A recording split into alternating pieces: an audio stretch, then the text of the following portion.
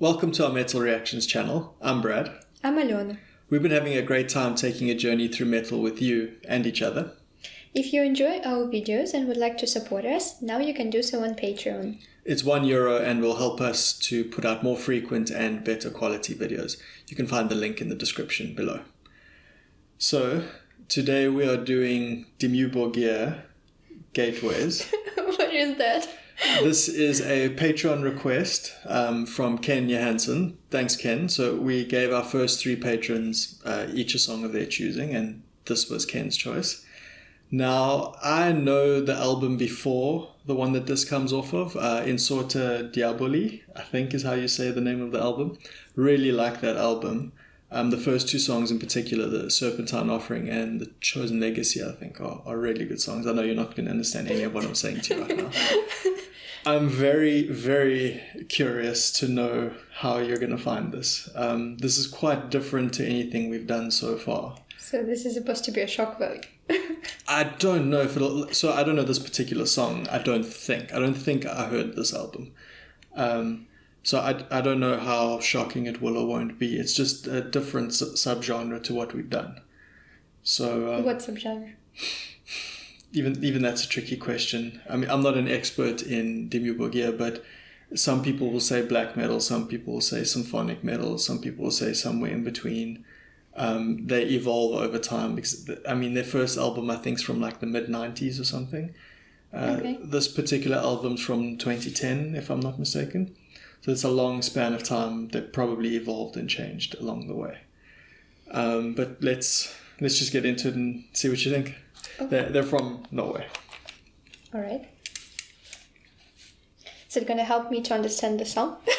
Probably not. Spektrum. Er klare for en symfonisk metal-aften med Dimmu Borgir I kveld? Er klare? Neste låt ut, Gateways. Da kan dere kanskje gjette hvem vi har med oss I kveld. Ingen andre enn Agnete Fjadjerv. I'm curious to know.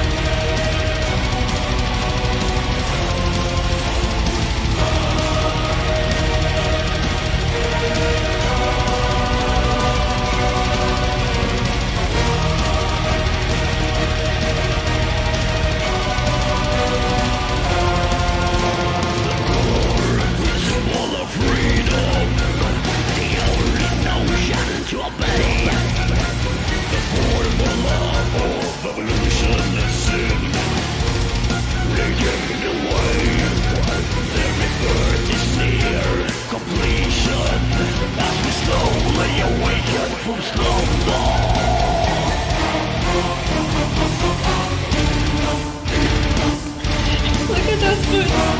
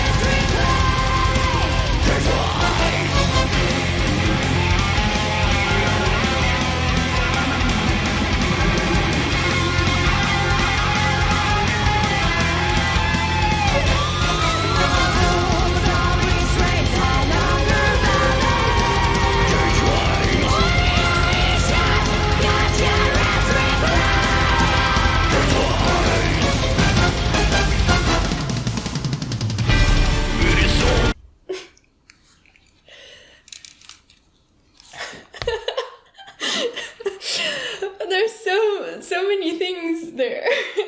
Like there are people that are dressed up in all the classical and playing some classical stuff. And then, wow. It is such a mix. The woman at the back, she reminded me of, remember the last Mad Max? Oh, I haven't seen that in a while. When there was a guy playing guitar and jumping on the truck. And then I saw this guitar there, like the same shape. I was like, wow, that was taken from there. But I think Mad Max came out later than 2010. I don't know. Maybe they borrowed. Yeah. Well, I mean, instrumentally, especially at the beginning, it kind of reminded me of Nightwish. Symphonic. Yeah, I like the symphonic part. Mm-hmm. I'm just blown away by the costumes. It's quite a spectacle. Yeah, especially, did you see that boot with like a skull on it? Yeah. That is so crafted. So well done. Yeah. Well, I do like the music. I mean, I do like the symphonic part, and it's quite nice to listen to. I didn't expect that the girl in the back is gonna start singing in the high pitched voice. That was also interesting. So, okay, I think it has a shock value, definitely. What do you think? Is it different from what you remember? It's on the same sort of path as the previous album, more or less. This one obviously here is what's cool is it's got the full orchestra and or choir. I don't know if it's both an orchestra and a choir there. I think. Yeah. There was a choir on one side and the orchestra on another one. So that's super cool. The vocals are a bit different. The clean vocals on the previous album were a different guy. I think his name was Vortex. Oh. Okay. I don't think the clean vocals are the same here. So I think there's been a lineup change. But yeah, I'm enjoying it so far. This is more in line with stuff I would listen to. I don't listen to this all the time, but I do listen to this kind of thing. Okay.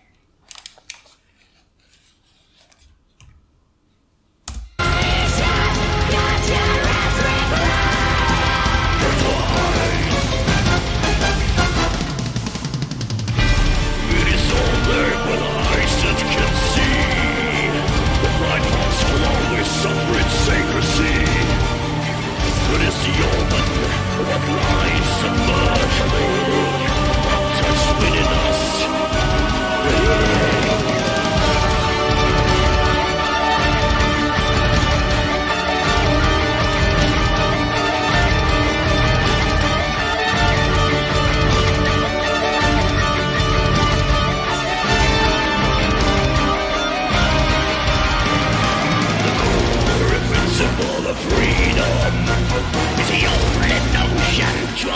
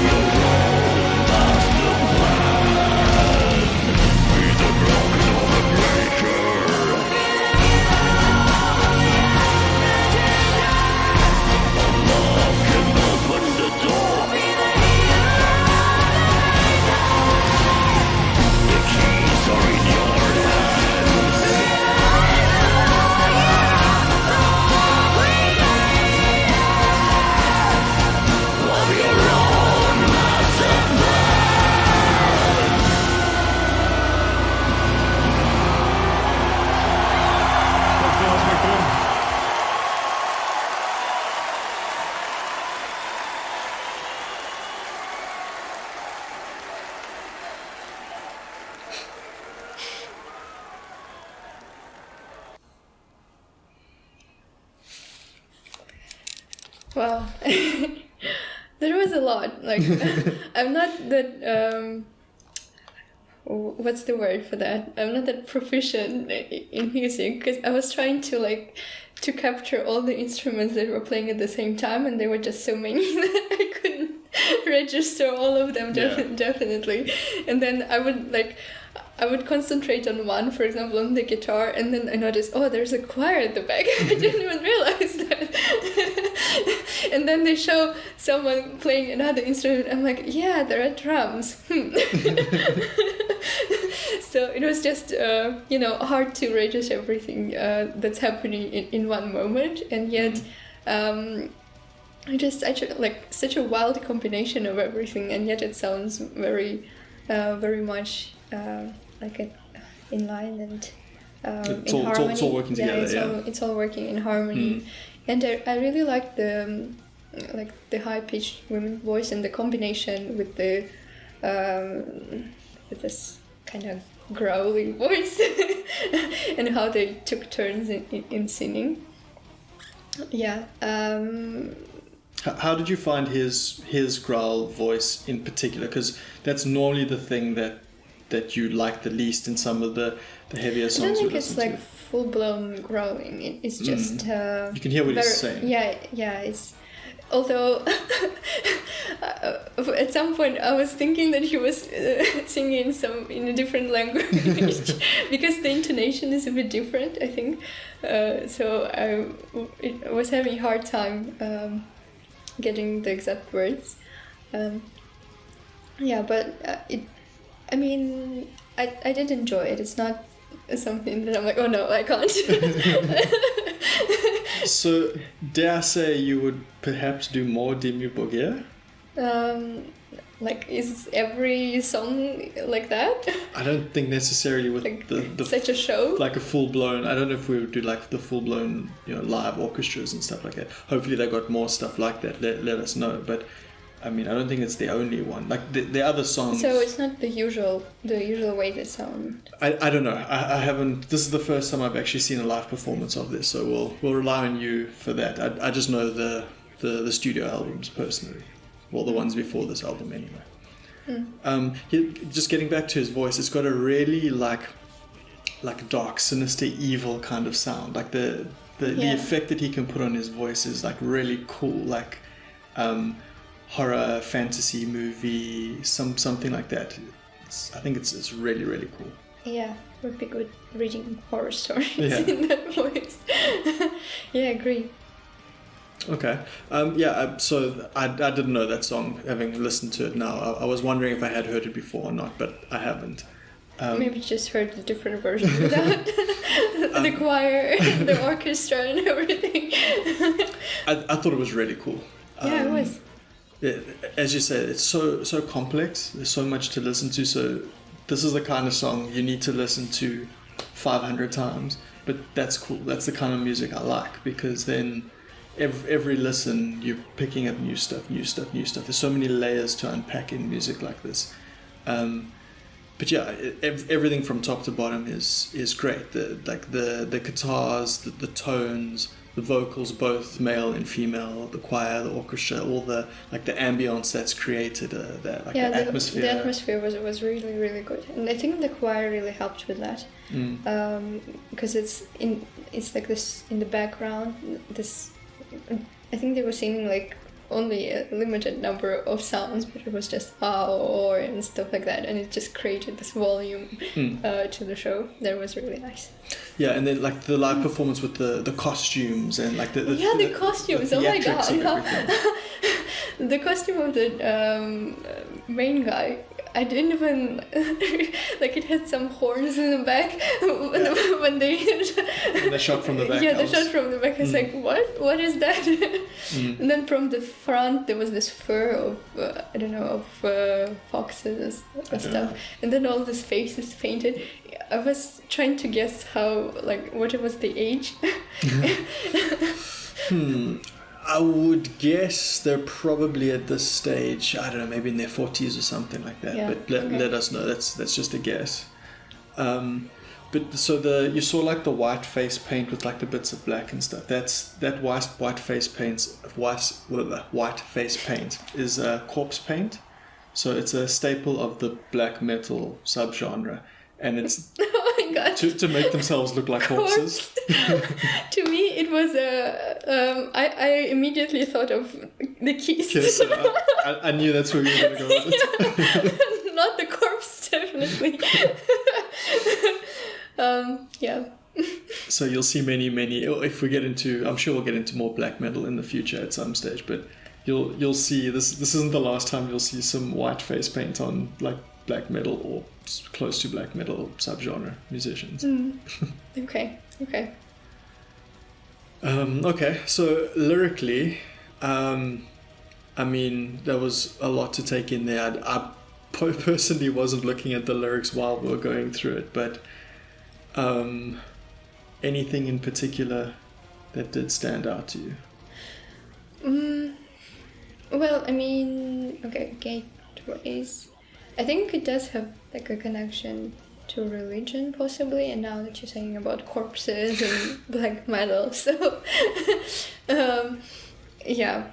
So I think it's the song about freedom, basically, for the humankind to break free, possibly from the oppression of Christianity or something like that. Okay, we're going deep religious here. Is that just because the nature of what we've seen here? Well, the nature, but then there are references in the lyrics. So, well, basically, the beginning, the way it starts, the core principle of freedom is the only notion to obey, which is just the opposite of what the Christianity teaches us. So, basically, the whole religion principle is to obey the God and know freedom of choice. Okay. So this goes directly opposite to that concept.